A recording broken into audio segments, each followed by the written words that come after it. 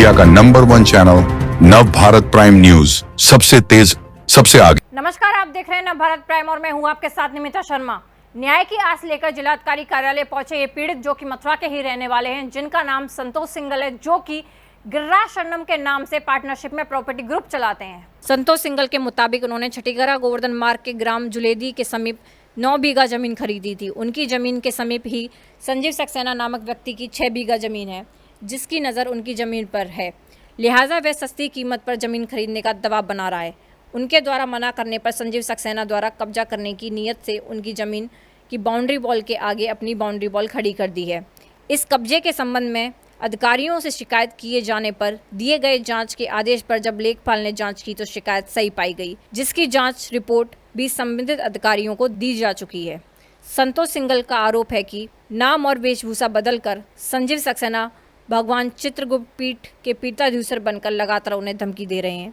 इतना ही नहीं, विकास प्राधिकरण की अनुमति लिए बगैर भवनों और अफसाइयों परिसर का निर्माण कराया जा रहा है। इसके अलावा वन विभाग को घात बताते हुए जमीन को समतल कराने के खातिर दर्जनों हरे भरे पेड़ कटवा दिए गए हैं। उन्होंने इस बारे में जिलाधिकारी, MBDA और वन विभाग से लिखित शिकायत भी की है। यदि गिरिराज शरणम के पार्टनर संतोष सिंघल के आरोप सही है तो मथुरा जनपद में चल रहे डालमिया बाग के प्रकरण की तरह ये दूसरा मामला नजर आ रहा है। इस संबंध में क्या कहना था संतोष सिंघल का, जरा आप भी सुनिए। मामला का वो कर रहे हैं, 2 महीने पहले का प्रकरण है। इसने अपने ऊपर ऐसी वो किया कि गांव के 4 लोग बंद करा दिए, FIR करा दी, पुलिस इसकी सुनती है। अब वहाँ पे क्या हुआ, शासन से गनर इसको लेना था, शासन ने इसको गनर अप्रूव कर दिया उसी बेस पे, उसी FIR के उस पर। उसने थोड़ा सा ये बनाया ढोंग कि मेरी हत्या का प्रयास किया जा रहा है, इसलिए उसने शासन ने गनर दे दिया। तो क्या वो आपकी जो जमीन है 9 बीघा, उसके भी कुछ कागज वगैरह बताता है कि नहीं, उसके नहीं बताता, उसके कोई कागज है ही नहीं। जबरन कब्जा कर रहा है, जबरन कब्जा कर रहा है, कोई कागज नहीं है। अधिकारियों से कोई आश्वासन नहीं मिल रहा है कुछ भी? अधिकारी कह रहे हैं कि हम जांच करा रहे हैं, इसमें जांच करा रहे हैं, बस यही आश्वासन मिल रहा है। इसके बाद अभी तक कोई कार्रवाई नहीं। ये 3 महीने हो गए। 3 महीने।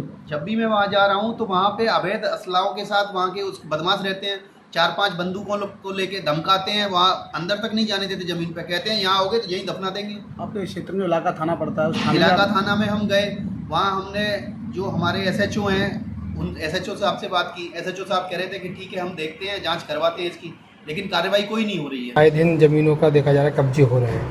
अभी पिकड़ एक जुलेंदी गांव का भी आया, कोई एक बाबा है वहाँ पे, यहाँ के व्यापारी उनकी ज़मीन को कब्जा कर रहा है। कई बार आपके पास शिकायत आई है, लेकिन अभी तक नीचे के अधिकारियों से कोई कार्रवाई नहीं हो पा रही है, क्या कहेंगे?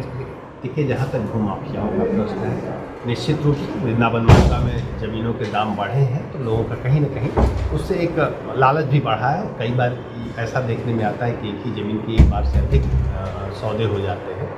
कई बार एग्रीमेंट किसी के साथ होता है, विक्रय किसी के साथ लोग कर देते हैं। ऐसे लोगों को हम लोग चिन्हित कर रहे हैं और जो लोग भी इस तरह के संज्ञान में आ रहे हैं उनके खिलाफ जाँच करके प्राथमिकी दर्ज कराई जा रही है, कार्रवाई भी की जा रही है। और जो स्पेसिफिक प्रकरण की बात आप कर रहे हैं उसको हम लोग दिखवा लेंगे, उसमें जो भी न्याय संगत कार्रवाई होगी निश्चित रूप से। यहाँ के